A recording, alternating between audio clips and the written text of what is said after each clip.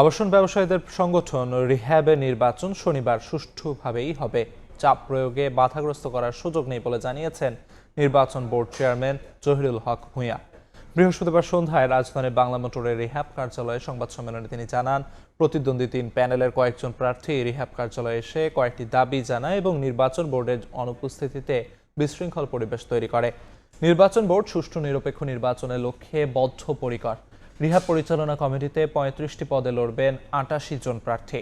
ঢাকা, চট্টগ্রাম সহ এবারে নির্বাচনে মোট ভোটার 673 জন। সার্বিক নিরাপত্তার জন্য পুলিশের সহায়তা নেওয়া হয়েছে বলেও জানিয়েছে রিহ্যাব নির্বাচন বোর্ড।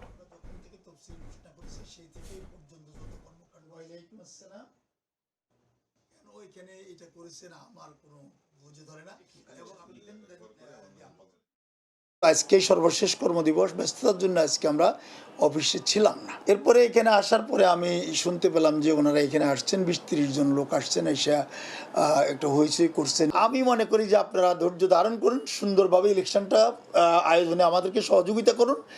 শেষ পর্যন্ত দেখবেন ইনশাল্লাহ আমরা সুষ্ঠুভাবে নির্বাচন করতে সক্ষম হয়েছি।